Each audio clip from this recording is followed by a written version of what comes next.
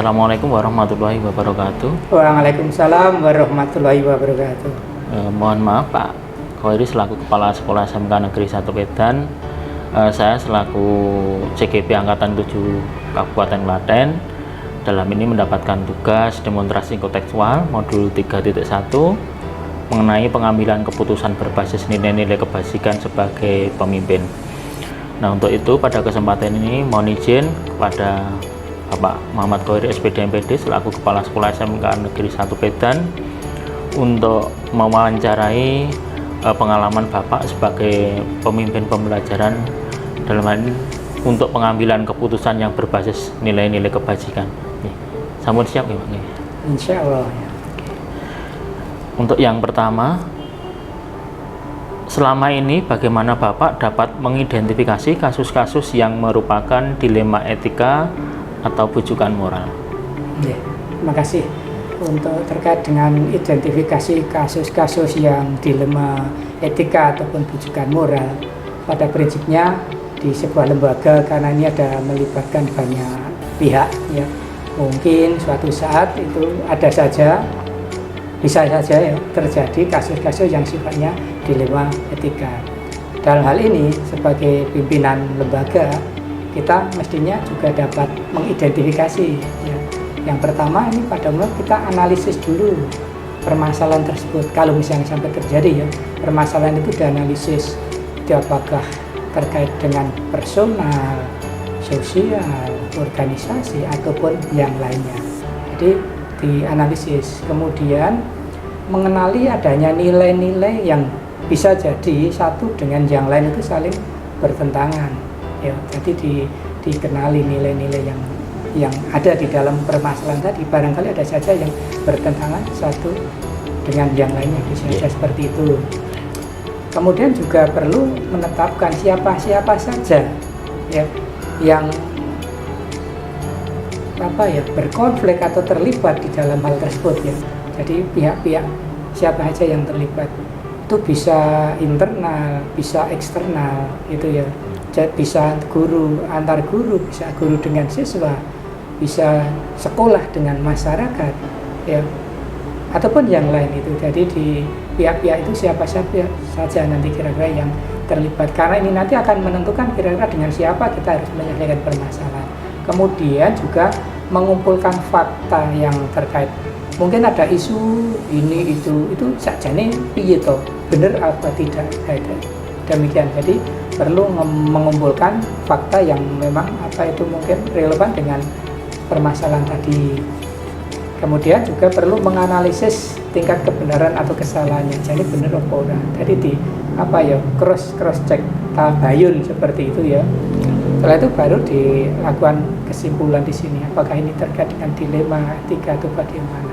Ini kira-kira tentang bagaimana kita mengidentifikasi kasus yang dilema etika ataupun bujukan moral. Demikian tadi. Bapak. Selama ini bagaimana Bapak menjalankan pengambilan keputusan di sekolah Bapak, terutama untuk kasus-kasus di mana ada dua kepentingan yang sama-sama benar atau sama-sama mengandung nilai kebajikan? Iya, baiklah ya. Di dalam mengambil keputusan ya memang kadang-kadang tidak selalu gampang ya. Kadang sesuatu hal itu kok wah ini bagus semuanya, ini benar semuanya, baik semua seperti itu. Nah untuk itu kita tentu tetap begini, dalam setiap permasalahan kepentingan, saya yakin di situ tetap ada yang namanya intensitas ya, tingkatannya ada intensitas yang berbeda ya, ditinjau dari berbagai kepentingannya ya. Meskipun tipis pastilah itu ada intensitas yang berbeda. Untuk itu ya kita harus mampu menganalisis dari yang paling penting.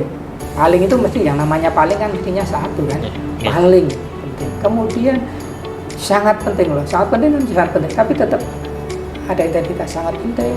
Kemudian penting, cukup penting, kurang penting sampai yang tidak penting. Artinya kita harus cerdas dalam menganalisis itu. Kira-kira itu kepentingannya seperti apa. Nah, tentu saja dalam hal ini faktor utama yang kita perhatikan adalah yang utama adalah kepentingan organisasi. Karena sekolah ini adalah organisasi. Jadi tingkat kepentingan tadi dinilai dari tingkat kepentingan organisasi, ya, terutama itu. Saya sering bicara gini, kalau memutuskan sesuatu itu yang pertama kepentingan organisasi, kemudian juga kalau terkait dengan Bapak Ibu guru kepentingan karir, ya, karena kita harus memberikan penghargaan pada guru juga karirnya seperti apa. Kemudian baru yang terakhir kepentingan pribadi karena juga harus kita perhatikan karena apa? Setiap pribadi, setiap individu butuh yang namanya penghargaan, pengakuan. Maka kepentingan pribadi juga perlu diperhatikan, kesejahteraan itu ya. Tapi tingkatan tadi ya tuh, kepentingan organisasi, kemudian kepentingan karir dan juga kepentingan pribadi pun juga diperhatikan karena itu terkait dengan kesejahteraan ya. Nah, kalau saya bicara kesejahteraan itu jangan selalu dikaitkan dengan uang, duit. Rasa ayam tentrem tinggal di sekolah seneng itu adalah kesejahteraan. Lah makanya itu tadi pribadi pun juga perlu diperhatikan. Demikian Pak Tri. Selanjutnya Bapak, langkah-langkah atau prosedur seperti apa yang biasa Bapak lakukan selama ini untuk mengatasi masalah? Untuk langkah-langkah di dalam mengambil keputusan ya, ini tentu yang pertama kita mesti dianalisis dulu. Tadi di depan saya singgung sedikit, yaitu menganalisis permasalahan yang terjadi ya. Menganalisis permasalahan yang terjadi. Nah, umumnya dalam menganalisis itu dengan 5W 1H: what, why, when, where, who, how. Nah, itu jadi masalah apa ini sebenarnya? Apakah ini masalah-masalah personal? Apakah masalah pelaksanaan tugas, permasalahan sosial, ataupun masalah yang lainnya? Jadi yang pertama itu dianalisis dulu permasalahannya. Nah, kemudian juga masih terkait yang pertama tadi, yaitu menetapkan siapa saja yang terlibat di dalam permasalahan tersebut. Ya. Nah, siapa saja yang terlibat dalam permasalahan tersebut. Nah, ini akan menentukan nanti kira-kira bagaimana langkah selanjutnya. Nah, dalam hal ini biasanya kalau saya itu terus membentuk sebuah tim kerja. Setelah tahu masalahnya apa, siapa yang terlibat, ini kira-kira di pihak sekolah itu kepala sekolah tidak mesti harus bekerja seorang diri. Kepala sekolah punya tim, ya itu. Makanya biasanya saya membentuk tim kerja. Kira-kira siapa yang nanti mampu membantu saya sebagai pimpinan untuk menyelesaikan permasalahan ini, yaitu membentuk tim kerja. Tentu ini bila perlu melihat permasalahannya seperti apa. Ya. Dalam hal tertentu mungkin saya putuskan sendiri, tapi dalam hal yang lain mungkin saya perlu melibatkan sebuah tim. Ya. Kalau melibatkan sebuah tim, maka kemudian saya akan melakukan diskusi dengan tim tadi.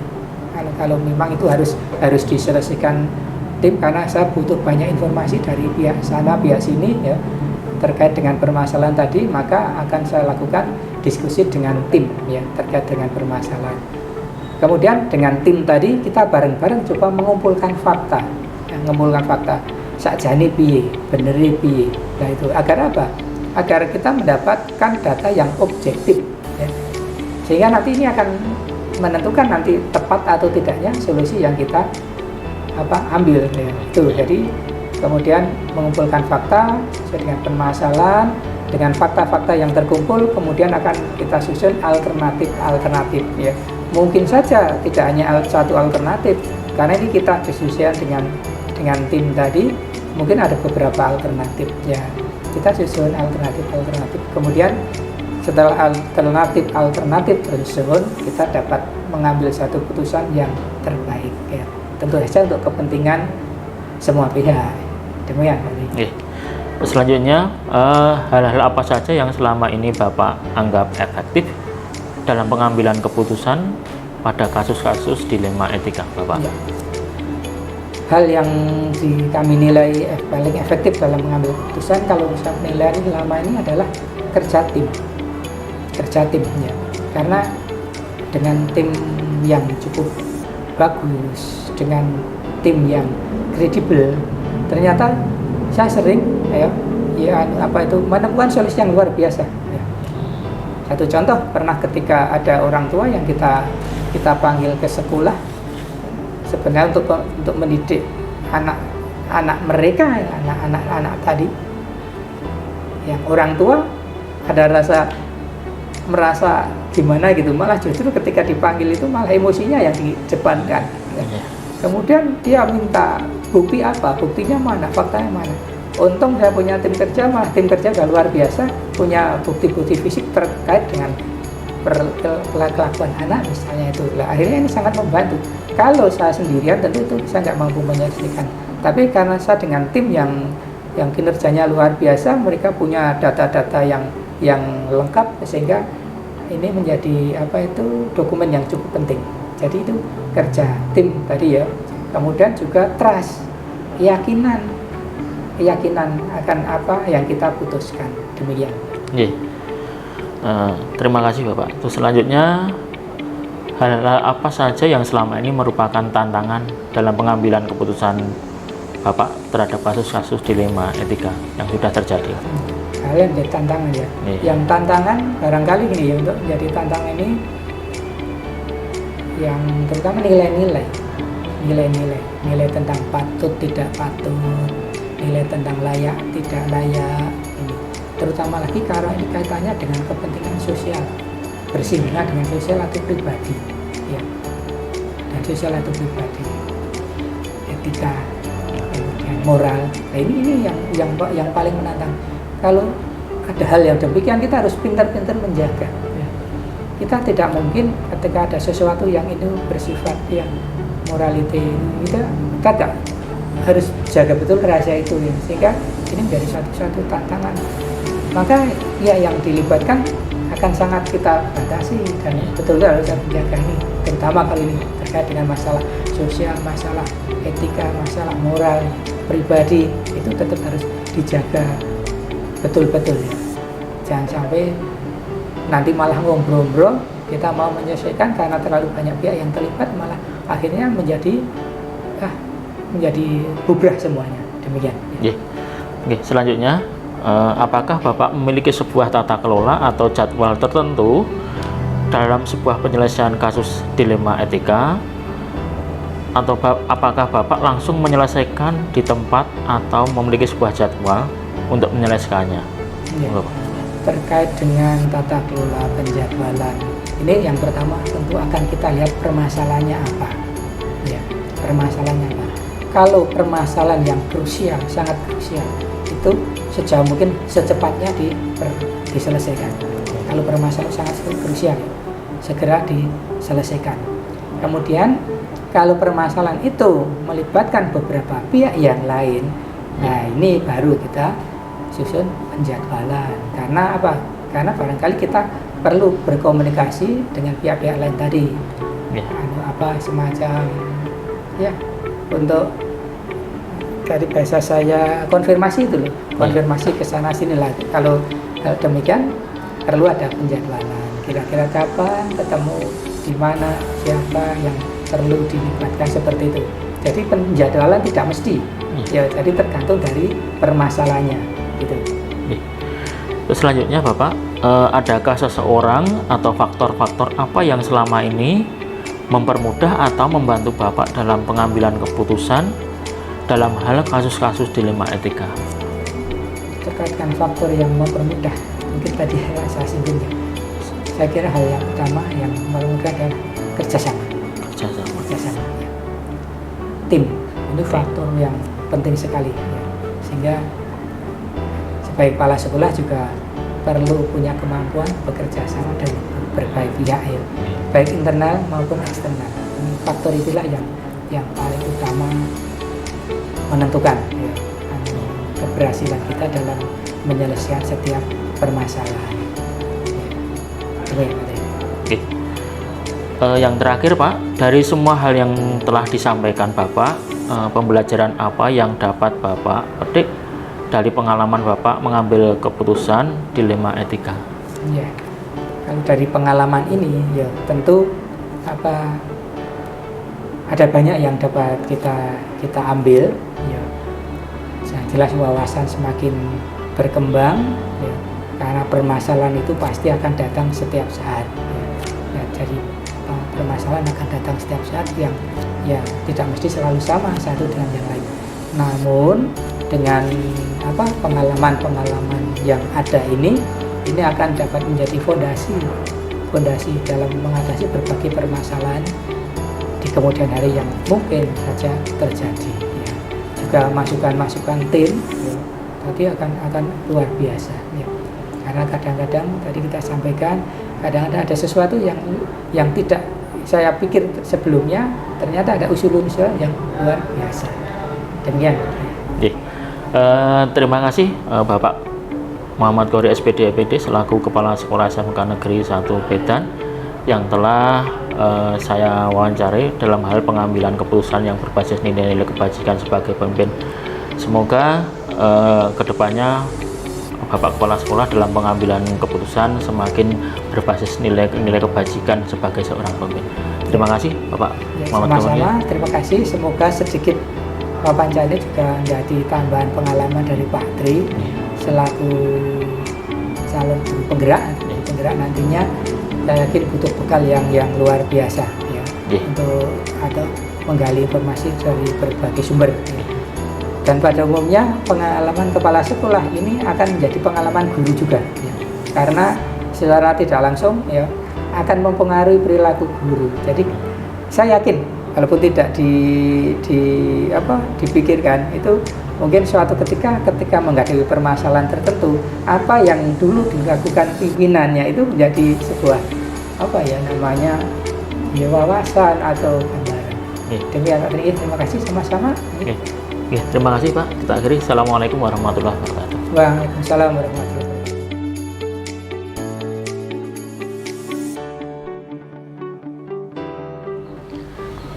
Assalamualaikum Bu Wahyu Hidayati. Waalaikumsalam Pak Tri. Sehat Pak Tri. Alhamdulillah Ibu. Mohon maaf, saya dari CKB Angkatan 7 dari SMK Negeri 1 Pedan mohon izin untuk mewawancarai Ibu DRA Wahyu Hidayati selaku Kepala Sekolah SMK PGRI Pedan dalam rangka memenuhi tugas kami yaitu demonstrasi kontekstual modul 3.1 pengambilan keputusan berbasis nilai-nilai kebajikan sebagai pemimpin Ibu. Mohon izin. Terus selanjutnya mohon maaf untuk kami mulai untuk melakukan wawancara ya Ibu. Mohon maaf Ibu untuk yang pertama, selama ini bagaimana Ibu dapat mengidentifikasi kasus-kasus yang merupakan dilema etika atau bujukan moral yang terjadi di SMK PGRI Pedan ini? Untuk mengidentifikasi kasus-kasus yang muncul, utamanya untuk bujukan moral dan dilema etika, yang pertama itu nanti biasanya itu nanti kami lihat kasusnya itu apa dulu. Kemudian dari kasus yang muncul itu nanti siapa yang akan terlibat. Dari setelah itu nanti baru kami bisa mengidentifikasi kasus-kasus yang ada. Itu Pak mungkin yang bisa saya jawab. Selanjutnya Ibu, selama ini bagaimana Ibu menjalankan pengambilan keputusan di sekolah Ibu ini, terutama untuk kasus-kasus di mana ada dua kepentingan yang sama-sama benar atau sama-sama mengandung nilai kebajikan Ibu? Yang pertama itu kami kalau dalam pengambilan keputusan yang pertama berorientasi pada lembaga. Kenapa berorientasi pada lembaga? Karena ini kami bekerja di lembaga ya Pak, jadi kami tetap harus berorientasi pada lembaga dan kami terbiasa bekerja secara tim. Kami punya tim yang namanya tim manajemen. Itu nanti kami koordinasi dengan di situ. Nanti kalau ada permasalahan-permasalahan yang ada, itu kami koordinasikan dengan tim terlebih dahulu. Kemudian kami bahas, kami diskusikan. Setelah itu nanti dari masalah itu muncul pengambilan keputusan itu nanti berdasarkan dari kolektif kolegial. Kami berusaha untuk mengesampingkan kepentingan pribadi itu Pak. Berarti intinya dalam pengambilan keputusan bekerja sama dengan tim secara kolektif. Selanjutnya Ibu, langkah-langkah atau prosedur seperti apa yang biasa Ibu lakukan selama ini dalam pengambilan keputusan? Yang pertama otomatis kita harus tahu masalah atau kasus yang ada dulu nih Pak. Kemudian dari kasus yang ada nanti kita libatkan teman-teman sesuai dengan kasus yang muncul, karena kan mungkin antara kasus siswa mungkin, kemudian nanti dengan mungkin ada kasus teman, Yeah. itu kan juga nanti kami otomatis melibatkannya teman juga berbeda. Misalnya dengan siswa nanti kami akan melibatkan otomatis pertama kali adalah wali kelas. Yeah. Kemudian setelah wali kelas nanti dengan BP, dengan kesiswaan, baru kita koordinasikan bersama-sama, nanti kita cari solusi yang terbaik yang bagaimana. Kalau kami dengan permasalahan itu nanti masalah itu dengan sesama teman, guru atau karyawan, nanti kami biasanya koordinasi dengan wakil ketenagaan gitu Pak. Itu biasanya seperti itu. Berarti sesuai dengan masalahnya dulu ya Bu. Kemudian setelah masalah muncul kita koordinasikan, nanti kemudian cari solusi yang terbaik. Oke, selanjutnya Ibu, hal-hal apa saja yang selama ini Ibu anggap efektif dalam pengambilan keputusan pada kasus-kasus dilema etika Ibu? Kalau yang efektif itu biasanya sayangannya adalah yang sepanjang itu tidak melanggar aturan dan tidak merugikan orang lain. Itu kadang sulit ya Pak ya, kalau sesuai aturan tapi kemudian sesuai aturan, kemudian yang bersangkutan atau anak itu nanti dirugikan, kami juga tidak mau. Jadi tidak melanggar aturan juga tidak merugikan orang lain. Selanjutnya Ibu, hal-hal apa saja yang selama ini merupakan tantangan dalam pengambilan keputusan pada kasus-kasus dilema etika? Tantangan yang pertama pertama kali itu adalah melawan perasaan. Melawan perasaan, melawan hati itu yang sering-sering kali terjadi itu. Tapi seiring berjalannya waktu kita juga harus profesional, kita juga harus menempatkan yang sebenarnya bagaimana. Itu ya akhirnya lama-lama lambat laun itu juga bisa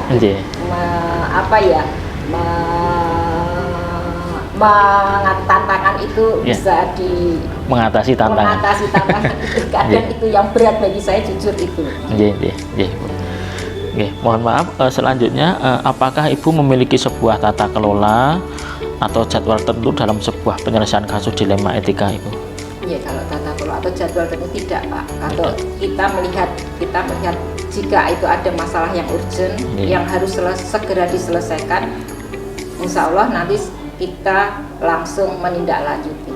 Kalau di sekolah swasta kan banyak Pak permasalahan, mungkin dengan di sekolah panjenengan itu kan masalahnya berbeda. Masalah itu di swasta lebih banyak, mungkin nanti kami segera menindaklanjuti. Kami tidak mau masalah itu bertumpuk dengan harapan satu masalah terpecahkan jadi tidak ada masalah bertumpuk gitu Pak. Langsung berarti intinya setiap ada permasalahan muncul langsung diselesaikan. Ibu, terus selanjutnya adakah seseorang atau faktor-faktor apa yang selama ini mempermudah atau membantu Ibu dalam pengambilan keputusan dalam kasus-kasus dilema etika itu? Banyak teman Pak.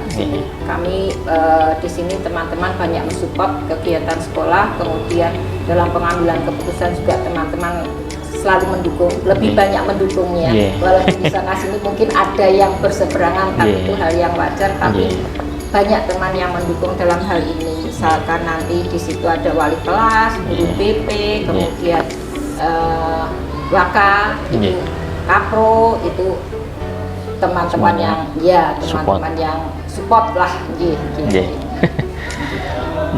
Terakhir Ibu, dari semua hal yang Ibu sampaikan ini tadi dan sekaligus sebagai kepala sekolah di SMK PGRI Medan, pengalaman pengambilan keputusan tersebut mungkin Ibu dapat mengambil kesimpulan ataupun perasaan Ibu selama mengambil keputusan seperti apa Ibu? Satu kata itu, lebih bijak dalam mengambil keputusan. Itu yang sebenarnya susah, itu lebih bijak dalam mengambil keputusan, karena ya kita kan juga belajar ya Pak. Tapi alhamdulillah semakin kesini itu pelajaran bagi saya untuk bisa lebih bijak lah dalam mengambil keputusan. Jadi dalam pengambil keputusan ke depan itu kita lebih sebijak mungkin agar tidak merugikan semua pihak. Betul. Matur nuwun Ibu, terima kasih banyak. Saya sudah diberi kesempatan untuk mewawancarai Ibu Wahyu Widayati selaku Kepala SMK PGRI Medan. Atas nama pribadi saya mengucapkan banyak terima kasih. Mohon maaf atas segala kekurangan yang mungkin atau kata-kata yang saya sampaikan tidak berkenan ke Ibu, intinya saya mohon maaf dan terima kasih banyak Ibu. Sama-sama Pak Tri, kami atas nama pribadi juga mohon maaf Iya. apabila dalam menerima kerawaan panjenengan dalam kegiatan seri ini banyak kekurangannya, kami Iya. juga mohon maaf. Iya. Semangat untuk panjenengan, semangat terus untuk panjenengan. Iya, terima kasih, Dan, Ibu. sukses untuk kedepannya. Iya, terima kasih. Iya. Nggih. Saya akhiri, terima kasih. Assalamualaikum warahmatullahi wabarakatuh. Waalaikumsalam